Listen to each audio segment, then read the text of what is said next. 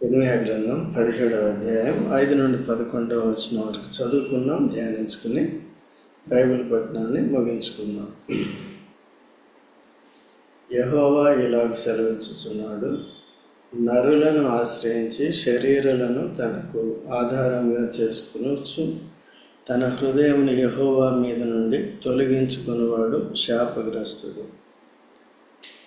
యెహోవా ఇలా సెలవిస్తున్నాడు, నరులను ఆశ్రయించి శరీరాలను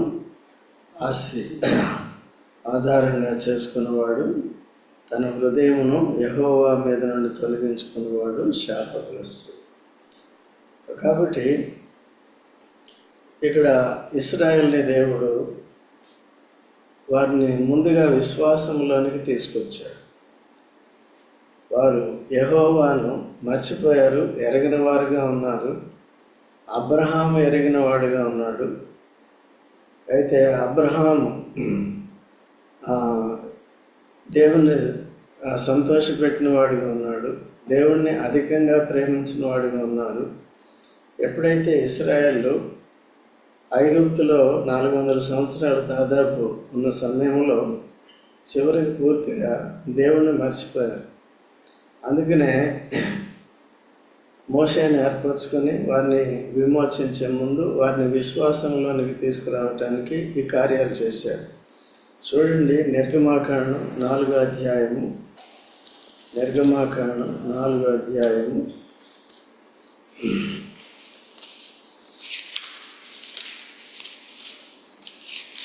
4వ అధ్యాయము దయచేసి చదువమ్మా. మొదటి నుంచి చదువు.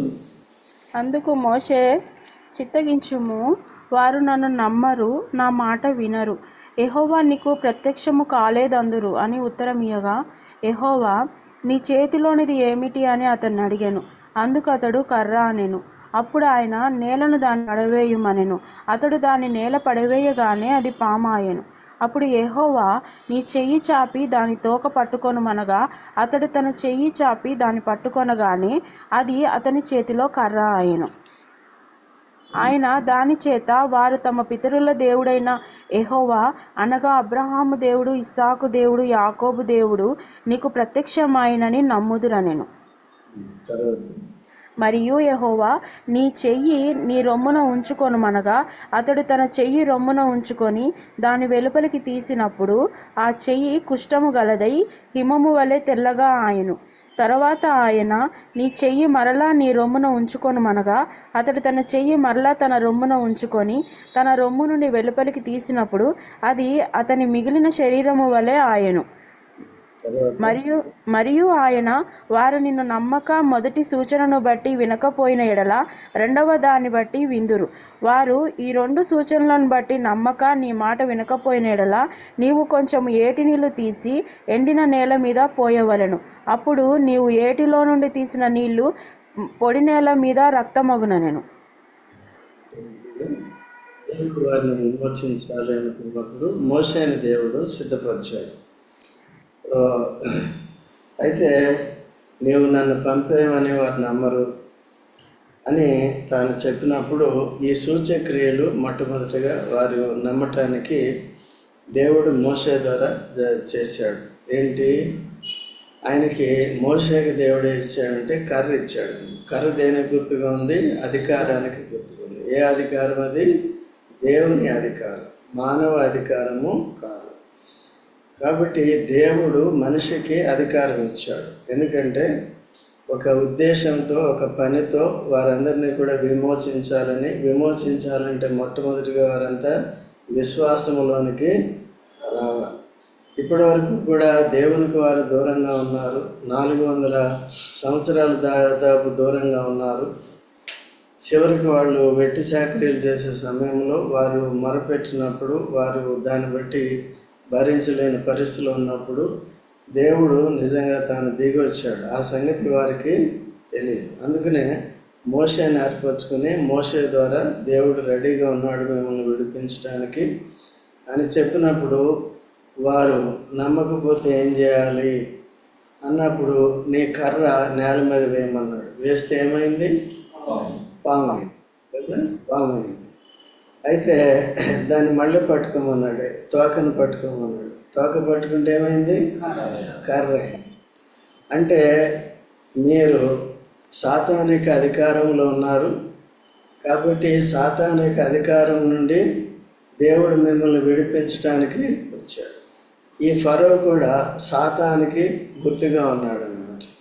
ఆనాడు ఆదామవ్వల్ని సాతాను మోసగించినప్పుడు వాడు డైరెక్ట్గా రాలేదు, కానీ సర్పరూపంలో వచ్చాడు. సర్పాన్ని ఆధారం చేసుకుని వచ్చాడు. ఈ దినాల్లో కూడా ఇశ్రాయేలు దినాల్లో కూడా ఫరోని ఆధారం చేసుకుని వాడి ఇష్టానుసారంగా అట్లా చేస్తున్నాడు. అయితే ఏంటంటే దేవుని ప్రజలైన వారికి దేవుడు పర్మిషన్ ఇవ్వాలి. ఎప్పుడైతే పర్మిషన్ ఇస్తాడో అప్పుడే సాతాను పనులు వారికి విరోధంగా ఉంటాయి.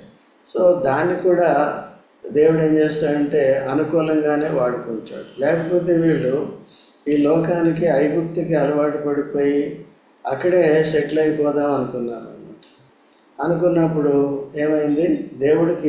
అబ్రహాం దేవుడికి వాగ్దానం చేశాడు కనుక నేను 400 సంవత్సరాల తర్వాత నీ ప్రజలైన వారిని లేకపోతే నీ సంతానాన్ని నేను ఐగుప్తు నుంచి విడిపిస్తానని చెప్పాడు. అలాగే దేవుడు వాగ్దానాన్ని మర్చిపోడు కాబట్టి, నిబంధన మర్చిపోడు కాబట్టి సార్లు మనం మర్చిపోతాం. అందుకనే కొత్త నిబంధనలు జ్ఞాపకం చేసుకుంటే దీన్ని చేయడి యేసుక్రీస్తు ప్రభు యొక్క ప్రాణత్యాగానే మర్చిపోతాం.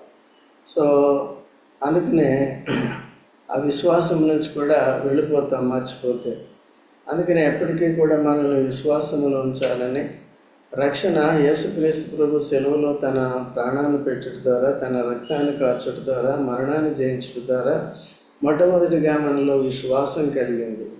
యేసుక్రీస్తు ప్రభువే నిజరక్షకుడని, లోకరక్షకుడని, ప్రభువు అని, దేవుడని మనకు అర్థమైంది. ఓకేనా? అలాగే విశ్వాసం ఉంచాం. యేసు రక్తం చేత కడగబడ్డాం, దేవుని ప్రజలం, దేవుని బిడ్డలం అయ్యాం, లోకం నుంచి విడుదల పొందాం. ఓకే. అలాగే ఐగుప్తీయులను కూడా, ఐగుప్తులో ఉన్న ఇశ్రాయేల్ని కూడా మొట్టమొదటిగా దేవుడు సిద్ధపరుస్తున్నాడు. అంత ఈజీగా వారు విశ్వాసంలోనికి రారు. కాబట్టి కర్ర నేల మీద వేసినప్పుడు ఏమైంది? పాము. అది తోక పట్టుకోమంటే ఏమైంది? మోషే భయపడి పారిపోయాడు. భయస్తాడు కదా. అయితే తనలో కూడా ధైర్యాన్ని సాతానుతో పోరాడి జయించాలి. సాతాను అంటే భయపడకూడదు. మొట్టమొదటిగా నాయకుడే భయపడ్డాడు అనుకో, ఇంక ప్రజల్ని ఏం ధైర్యపరుస్తాడు? ఏ విధంగా విడిపిస్తాడు? అందుకనే మొట్టమొదటిగా సాతానుతో పోరాటం పెట్టాడు. యేసుక్రీస్తు ప్రభువు సిలువ వేయబడి తిరిగి లేచిన తర్వాత సాతాను యొక్క అధికారం కూలిపోయింది, తల చితికిపోయింది. మనల్ని అందరినీ ఏర్పరచుకొని ఇప్పుడు సాతాన్ని కూడా ఓడించే శక్తి, అధికారాన్ని దేవుడు మనకిచ్చాడు. అందుకనే పరిశుద్ధాత్మ శక్తితో, విశ్వాసంతో, దేవుని వాక్య బలముతో మనం ఏం చేయాలి? సాతాన్ని ఎదిరించాలి, ఓడించాలి, వాని తంత్రాలు ఎరగాలి, వానికి ఏమాత్రం కూడా. అందుకనే రోమా 16:20లో శీఘ్రముగా ఆయన ఏం చేస్తాడు? మీ కాళ్ళకి సాతాను తొక్కించునని ఉంటుంది. ఏమన్నా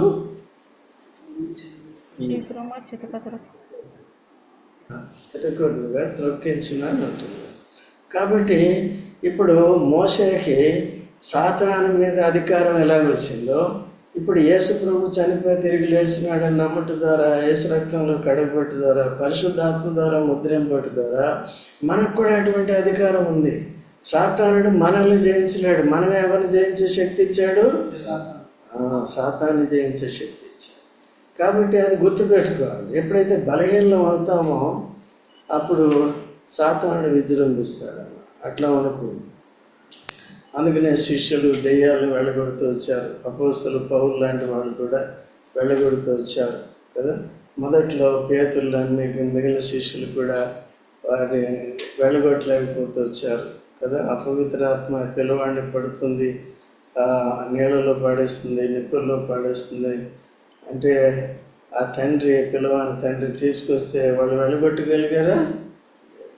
తర్వాత ఎప్పుడైతే యేసు ప్రభు చనిపోయి తిరిగి లేచినాడో, పరిశుద్ధాత్మ వరాన్ని పొందినారో, అప్పటి నుంచి యేసు ప్రభు చేసిన క్రియలన్నీ కూడా వాళ్ళు కూడా చేయగలిగారు.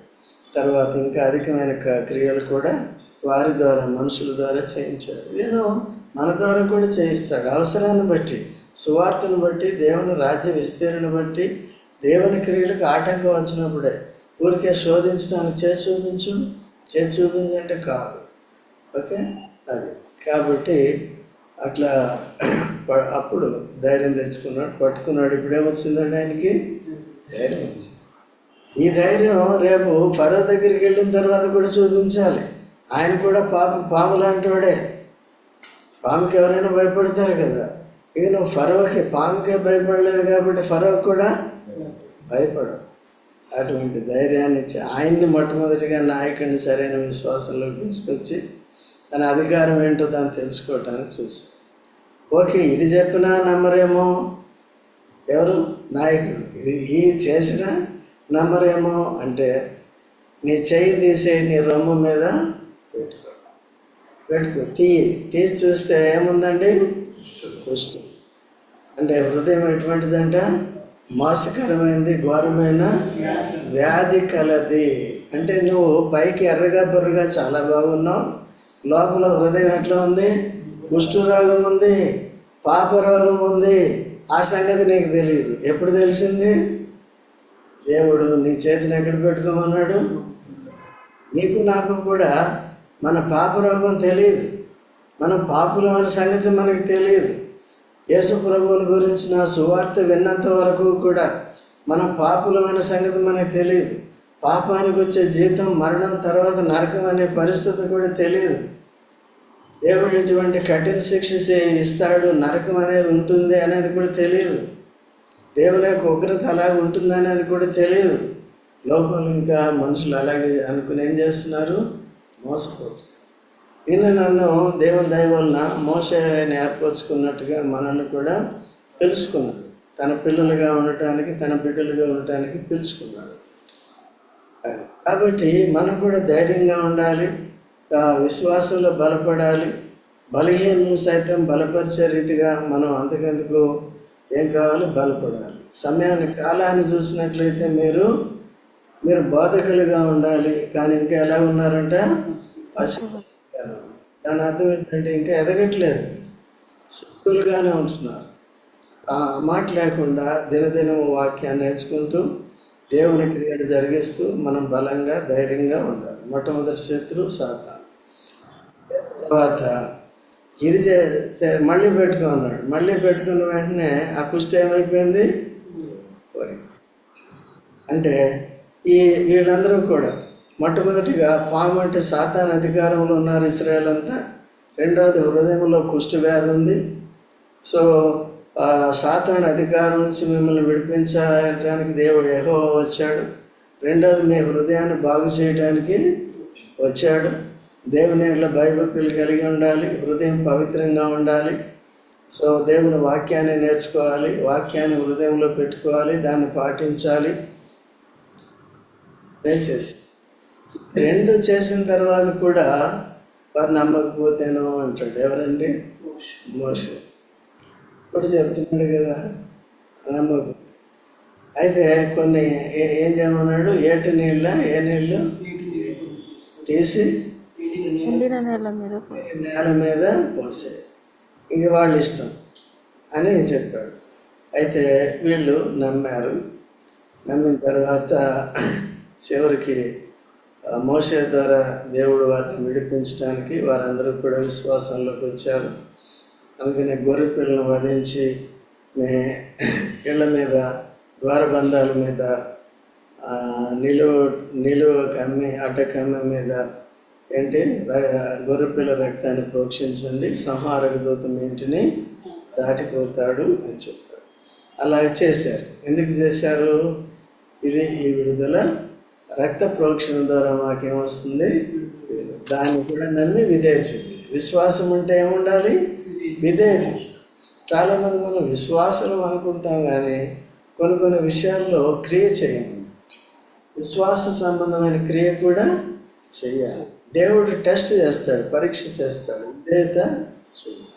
అందులోకి అది దేవుని కట్టడు కాబట్టి కంపల్సరీ ఆ రక్తాన్ని ప్రోక్షించాలి. ఓకేనా? అయిన తర్వాత వెళ్ళారు. వెళ్ళిన తర్వాత ఎర్ర సముద్రం అడ్డొచ్చింది. వెనకేమొచ్చింది? ఫరో సైన్యం ఉంది. ఇప్పుడు ఎట్లాగా భయపడిపోయారు. విశ్వాసం ఏమైంది? అక్కడ పరీక్షింపబడింది. వారి విశ్వాసాన్ని ఏం చేశాడు? పరీక్షించాడు. మోషే కూడా తప్పిపోయిపోయాడు. అయితే వెంటనే వీళ్ళంతా కూడా, ఇశ్రాయేలు ప్రజలు, మమ్మల్ని చంపటానికి తీసుకొచ్చావా? అక్కడ సమాధులు లేవు ఐగుప్తులో, ఇక్కడి వరకు తీసుకొచ్చి ఎందుకు చంపుతున్నావా? ఇటు ముందు సముద్రం, వెనక సముద్రంలోకి వెళ్ళినా చచ్చిపోతాం, ఇక్కడ ఉన్న సైన్యం వచ్చి మరి దేవుడు చెప్పినప్పుడు అంత శక్తిహీనుడండి. యేసుక్రీస్తు ప్రభులో చేసిన వాగ్దానాలన్నీ అవునన్నట్టుగా ఉన్నాయా, కాదన్నట్టుగా ఉన్నాయా? ఈవెన్ బోధకులు కూడా కొన్నిసార్లు అనుమానిస్తూ ఉంటారు.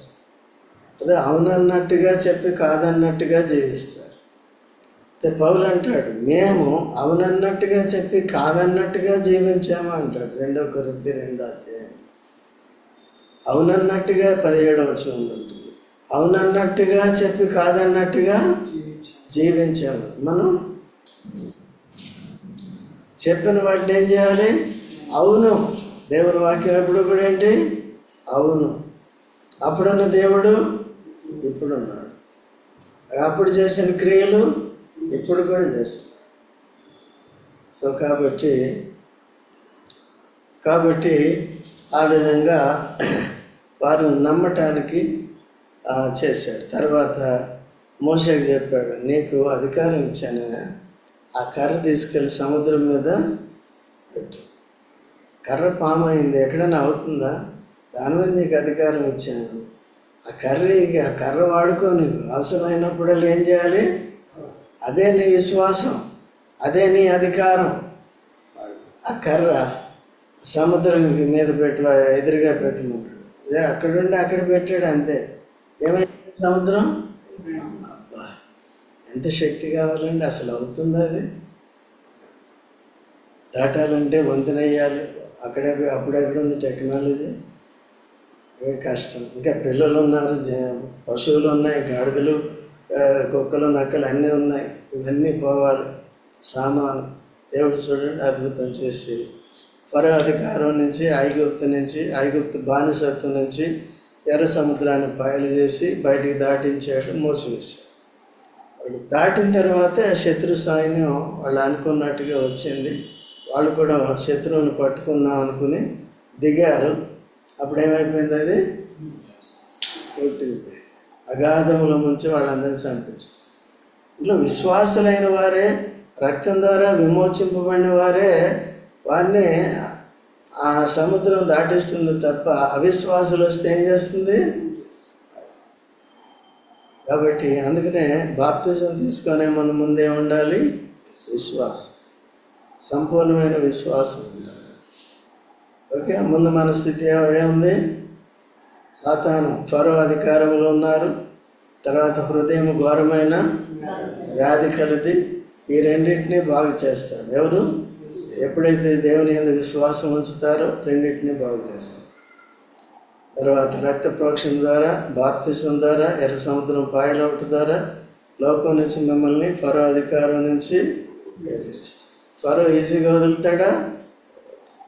సో అటువంటి పరిస్థితిలో విడిపిస్తే ఇప్పుడు చూడండి, యెషయా గ్రంథం 30వ అధ్యాయం 1వ వచనం చదువుదాం. యెషయా గ్రంథం. యెహోవా వాక్కు ఇదే, లోబడని పిల్లలకు శ్రమ, పాపమునకు పాపము కూర్చుకొనున్నట్లుగా వారు నన్ను అడగక ఆలోచన చేయుదురు. నా ఆత్మ నియమింపని సంధి చేసుకొందురు. వారు నా నోటి మాట విచారణ చేయక ఫరో బలము చేత తమ్మును తాము బలపరుచుకొనుటకు, ఐగుప్తు నీడను శరణుజొచ్చుటకు ఐగుప్తునకు ప్రయాణము చేయుదురు. ఫరో వలన కలుగు బలము మీకు అవమానకరమగును. ఐగుప్తు నీడను శరణుజొచ్చుట వలన సిగ్గు కలుగును. చూసారా, ఇశ్రాయేలు దేవుడిని అద్భుతాలు చేసి ఆశ్చర్యకార్యాలు చేసి వారిని విడిపించి ఒక జనాంగంగా ప్రత్యేకమైన పరిశుద్ధ జనాంగంగా చేసి వారికి వాగ్దాన నిబంధనలు ఇచ్చి వారికి ధర్మశాస్త్రం ఇచ్చి అన్నీ ఇచ్చిన తర్వాత మళ్ళీ అవసరమైనప్పుడు శత్రువు ఎవరైనా వారి మీదకి వచ్చినప్పుడు దేవుని మీద ఆధారపడకుండా ఎవరి దగ్గరికి వెళ్ళిపోతున్నారు? ఆధారం భయంకరమైన పరిస్థితి. నాతో ఆలోచన చేయరని దేవుడు చెప్తున్నాడు. మీకు ప్రార్థన ఇచ్చింది దేని కొరకండి? ప్రతిదీ దేవుణ్ణి అడగాలి. ఆ దినాల్లో వారికి ఏఫోద్ అనేది ఉండేది. యాజకుడి దగ్గరికి వెళ్ళినప్పుడు యాజకుడు ఏం చేస్తాడంటే దేవునికి ప్రార్థన చేస్తాడు. సో వీళ్ళు వస్తున్నారు, వీళ్ళ మీదకి యుద్ధానికి వెళ్ళాలా? మొట్టమొదటిగా వీళ్ళు అవిధేయత ఏమైనా ఉంటే పరీక్షించుకొని సరి చేసుకోవాలి. నీ అవిధేయతను బట్టి వాళ్ళు వస్తున్నారని చెప్తాడు, సరి చేసుకోండి, అప్పుడు నేను వాడి మీద విజయం ఇస్తానని చెప్తాడు. కాబట్టి అందుకనే ఎప్పుడు కూడా భయభక్తులు కలిగి విధేయులుగా ఉండి విశ్వాసం కలిగి విశ్వాసాలు అందుకందుకు బలపడుతూ ఏ పరిస్థితికి భయపడకుండా దేవుని మీద ఆధారపడేది నేర్చుకోవాలి. సో 31 యెషయా గ్రంథం 31:5 చదవండి. పక్షులు ఎగురుచు తమ పిల్లలను కాపాడునట్లు సైన్యములకు అధిపతియగు యెహోవా యెరూషలేమును కాపాడును. దాన్ని కాపాడుచు విడిపించుచు నుండును. దానికి హాని చేయక తప్పించుచు నుండును. ఇశ్రాయేలులారా, మీరు ఎవని మీద విశేషంగా తిరుగుబాటు చేసితిరో ఆయన వైపు తిరుగుడి. ఎన్నో వస్తుంది చదవమ్మా? 5, 6. ఏది? యెషయా 31 1 నుంచి చదవాలి. 3వ వచనం చదువు. 1 నుంచి. ఐగుప్తీయులు మనుషులే గాని దేవుడు కారు. ఐగుప్తీయులు మనుషులే గాని దేవుడు కారు. దేవుని ప్రజలు ఎవరి మీద ఆధారపడాలి? దేవుడు లేని వారు లోకస్తులు ఎవరి మీద ఆధారపడతారు? ఇప్పుడు ఇశ్రాయేలు దేవుని ప్రజల, మనుషుల ప్రజల, మరి లోకస్తుల? ఇప్పుడు ఏం చేస్తున్నారు? దేవుని ప్రజలు అని చెప్పుకుంటే ఎవరి మీద ఆధారపడుతున్నారు? అనేక సార్లు మనం కూడా చేసే పని అది. అట్లా చేయకూడదు. అందుకనే సంఘంగా ప్రతి పరిస్థితిలో కూడా ప్రతిదీ కూడా ప్రార్థన దేవుడికి అప్పచెప్పటం. మన మనసుని కానీ మన విశ్వాసాన్ని కానీ మన హృదయాన్ని కానీ దేవుని మీదని తొలగించుకోవటం అంటే ప్రార్థన చేయకుండా విశ్వాసంతో మన ప్రయత్నాలు మనం చేసామంటే దేవుడు సహాయం చేయడు. దేవుడు సహాయం చేయకపోతే సహాయము ఎవరి కొరకైతే వెళ్తున్నామో వాడు ఒకవేళ సహాయం చేస్తానన్నా వాడు జోగుతాడు, సహాయం పొందేవాడు పడతాడు కదా. ఉందమ్మా మాట? ఎన్నో వచనం? 3వ వచనం లాస్ట్. చదవమ్మా. ఐగుప్తీయులు మనుషులే గాని దేవుడు కారు. ఐగుప్తీయుల గుర్రములు మాంసమయములే గాని ఆత్మ కావు. యెహోవా తన చెయ్యి చాపగా సహాయం చేయువాడు జోగును, సహాయం పొందువాడు పడును. వారందరూ కూడి నాశనమగుదురు. ఏదైనా సరే దేవుడి దగ్గర నుంచి పర్మిషన్ కావాలి. అలానే వాళ్ళు చాలా సాయం చేసేస్తారు అని వెళితే, సాయం కొరకు వెళితే ఏమవుతుంది? కూడా మన జీవితాల్లో అనుభవాలుగా ఉండాలి, ప్రాక్టికల్గా కూడా ఉంటాయి. అందుకనే ప్రతి విషయంలో ఎవరి మీద ఆధారపడాలి? మనం దేవుని మీద ఆధారపడాలి. అదే ఈ విషయాలన్నీ కూడా ఇశ్రాయేలు ఈ విధంగా యెషయా గ్రంథంలో రాయబడినట్టుగా విమోచింపబడిన దేవుని ప్రజలు ఇర్మియా దినాల్లో కూడా అదే రీతిగా ఉన్నారు. కాబట్టి ఈ మాటలు దేవుడు మళ్ళీ వాడికి ఏం చేస్తున్నాడు? తెలియజేస్తున్నాడు, హెచ్చరిస్తున్నాడు. ఒకవేళ మనం కూడా ఆ స్థితిలో ఉండకుండా మనం కూడా హెచ్చరికను ఉందాలి. ఒకవేళ ఇప్పుడు బాగానే ఉండొచ్చు కానీ ఫ్యూచర్లో కూడా ఏం చేయాలి?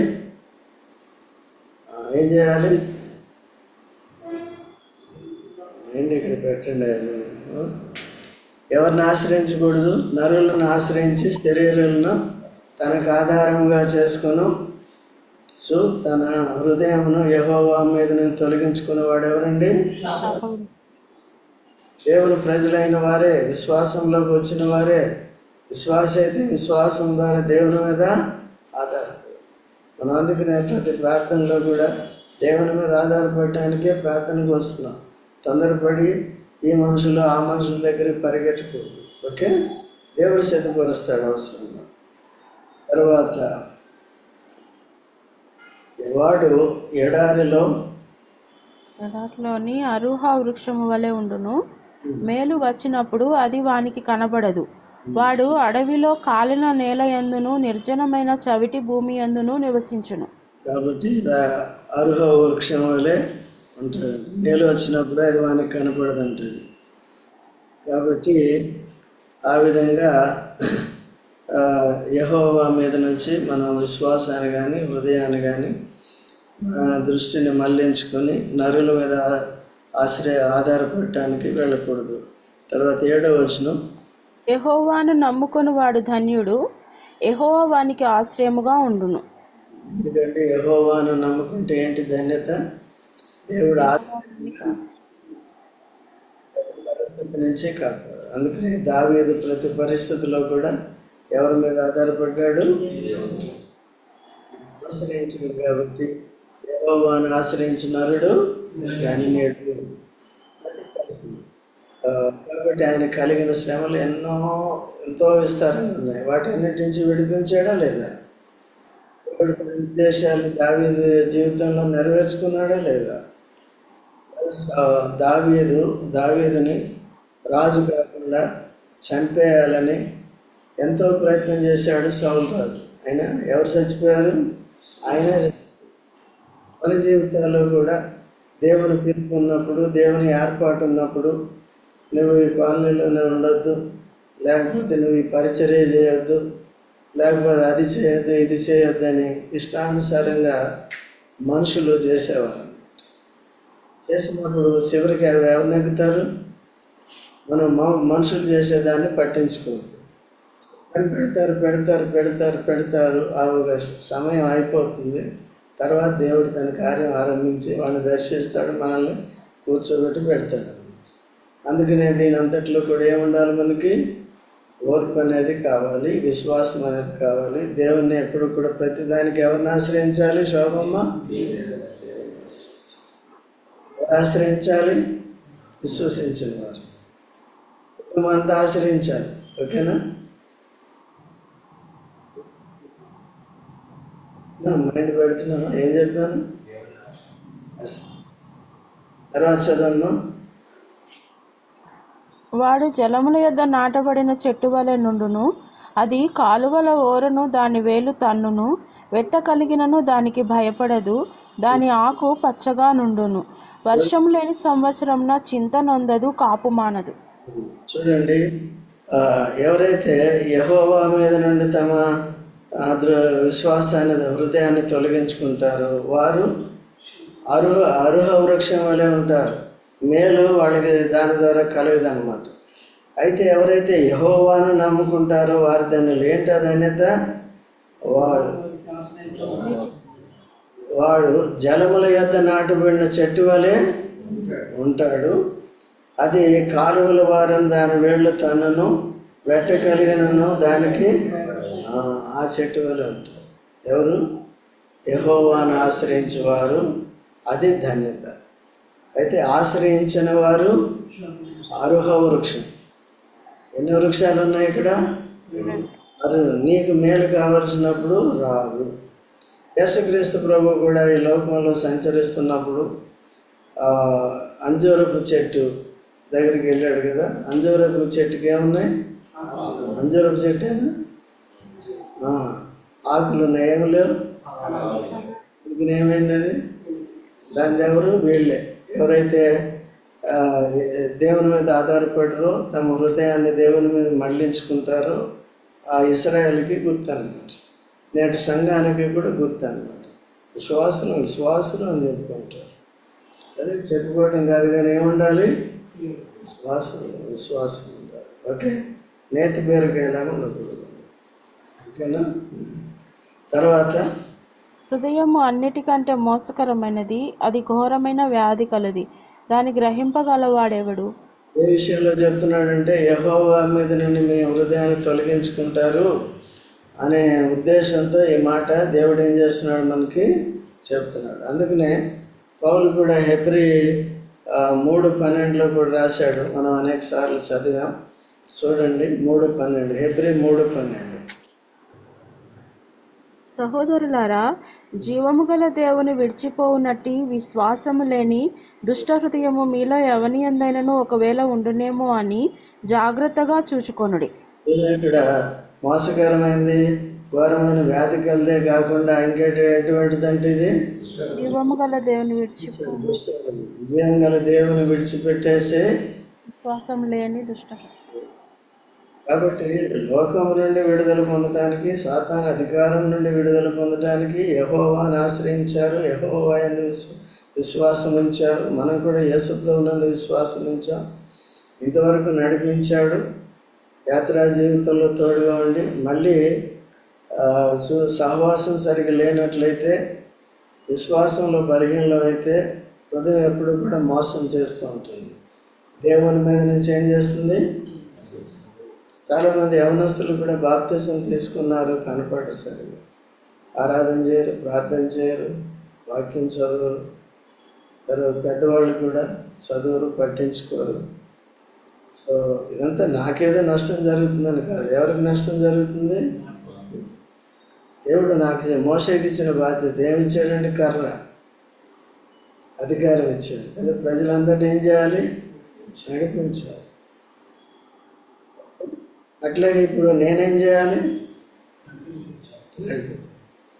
మరి అందరూ వింటున్నారా? అందరూ నడుస్తున్నారా? చూసుకోవాలి. మీరు కూడా సహకరించాలి. పేరెంట్స్, తల్లిదండ్రులు ఏం చేయాలి? మెడలోంచి తీసుకురావాలి. ఈ పనులు, ఆ పనులు, నీరసం, ఆ నీరసం అంటారు. దీనికి వచ్చేది దాని గురించి అన్నమాట. ఈ నీరసాలు, ఆ నీరసాలు వచ్చేది దాని గురించి. మెడలోంచి తీసుకురావాలి. ఓకేనండి?